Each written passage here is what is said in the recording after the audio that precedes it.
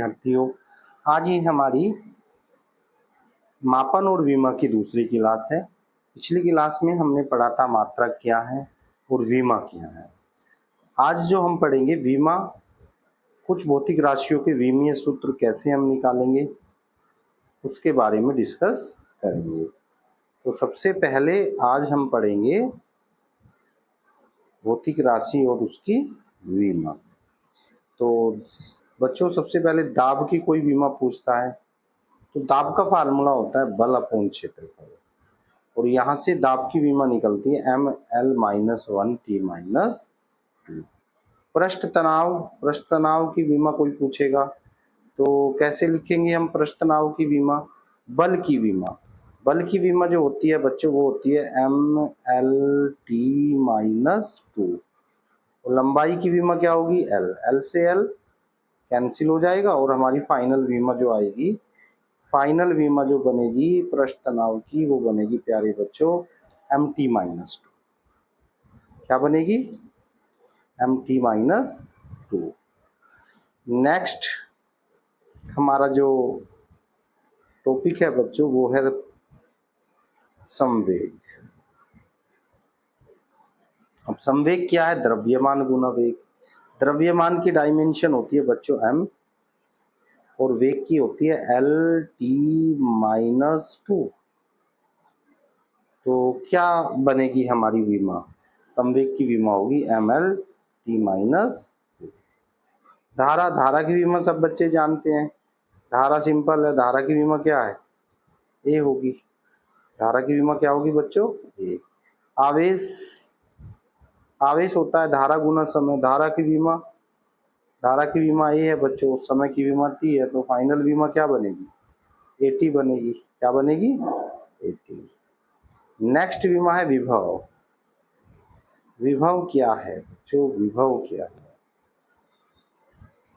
दरअसल विभव का जो फार्मूला होता है बच्चों, विभव का जो फार्मूला होता है वो होता है कार्य बटे आवेश।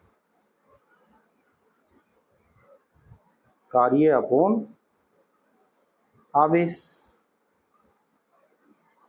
कार्य की जो डायमेंशन होती है वो होती है ml-2t-2 और आवेश की डायमेंशन होती है प्यारे बच्चों 80। सही है ना? अब देखिए m तो m है ही, m तो यहाँ पे है ही, l की पावर 2 है वो भी सही है, t की पावर -2 यहाँ पे और एक t यहाँ पे है, ऊपर जाएगा माइनस तो t-3 हो गया, a ऊपर जाएगा तो -1 हो गया।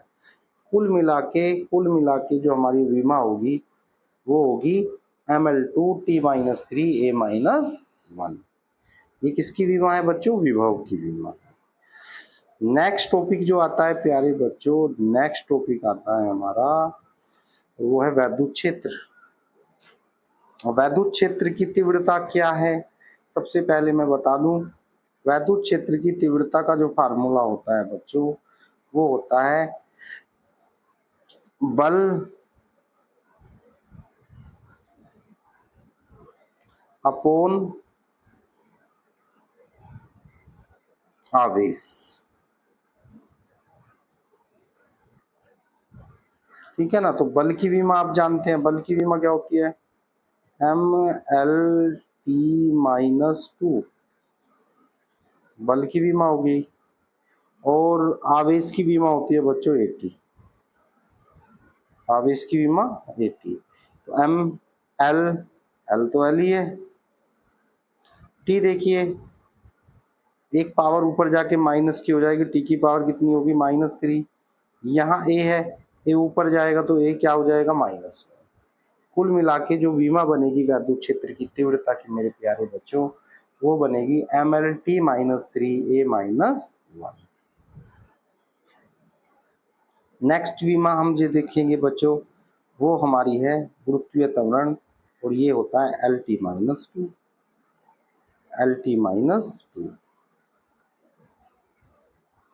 और अब देखते हैं विमा शक्ति की।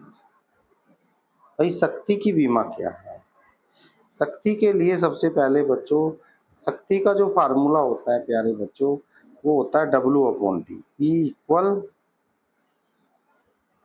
P equal W/T। अब बताओ कार्य की बीमा लिख देंगे यहां से हम, यहां से बच्चों कार्य की बीमा आ जाएगी, यहां से समय की बीमा आ जाएगी और बड़े आराम से शक्ति की बीमा निकल के आएगी ml/2t-3। क्या आएगी बच्चों? ml/2t-3। गुरुत्वीय त्वरण की बीमा हमें देखना है भाई।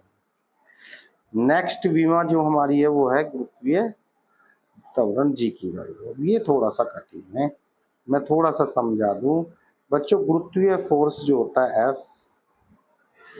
वो होता है G(m1 m2 अपॉन r²। तो यहाँ से कोई G की वैल्यू पूछने लगे प्यारे बच्चों, तो G की वैल्यू होगी F r² upon m1 m2। अब सबसे पहले हम बल की डायमेंशन निकाल देंगे, ml/t-2। ए की डायमेंशन L है तो L² हो जाएगा, द्रव्यमान मास है तो m×m। और इस फाइनल रिलेशन को जब हम सोल्व करेंगे तो सोल्व करने के बाद G की जो डायमेंशन बनेगी, G की डायमेंशन बनेगी m-1 L⁻3t-। क्लियर है ना इतना बात? आगे बढ़ा जाए। अब आगे देखते हैं प्यारे बच्चों अगला क्या डायमेंशन है, किस चीज की डायमेंशन आपको निकालनी है। नेक्स्ट डायमेंशन है प्यारे बच्चों त्वरण। त्वरण आपको पता है वेग बटे समय, यहां से वेग की बीमा लिख देंगे हम, वेग की बीमा आ जाएगी बच्चों, ये हमारी वेग की बीमा, समय की बीमा आप जानते हैं, फाइनल आंसर निकल के आ जाएगा। बल, बल की बीमा क्या होती है? देखिए बल जो होता है प्यारे बच्चों, बल द्रव्यमान गुणा त्वरण। अब द्रव्यमान, द्रव्यमान की डायमेंशन क्या होती है? m। त्वरण की होती है प्यारे बच्चों L⁻²।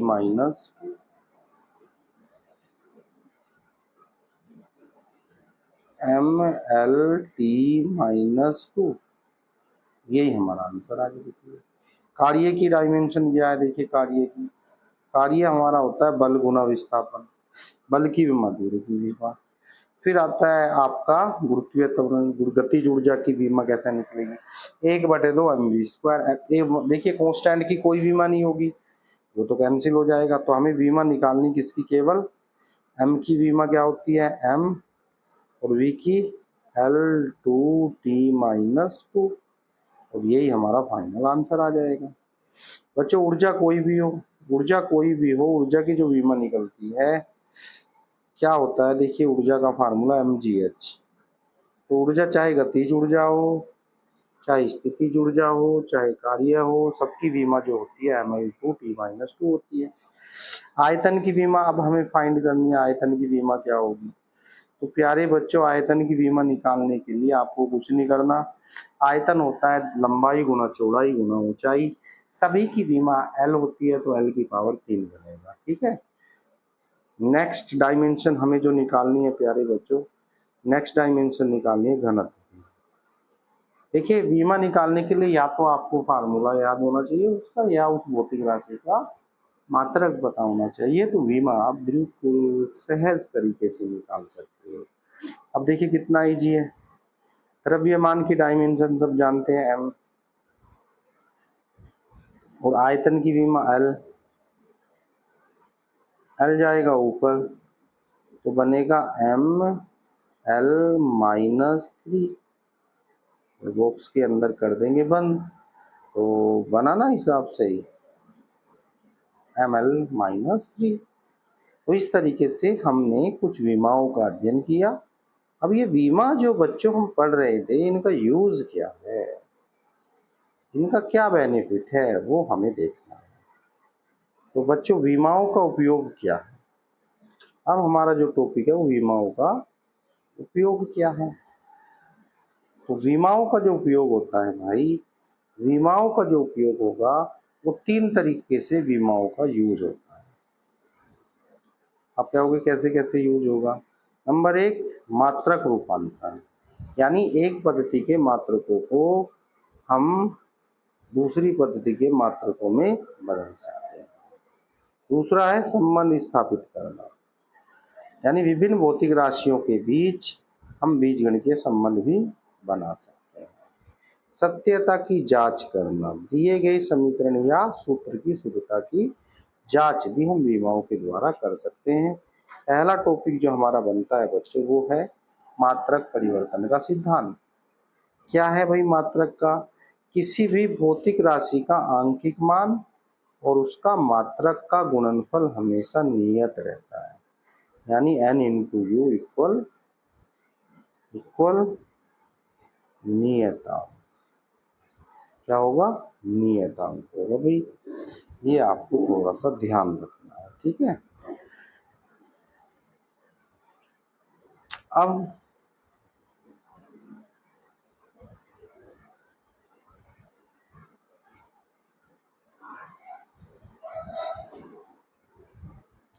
बच्चों आप जानते हो n इंटू यू बराबर लिखा था अभी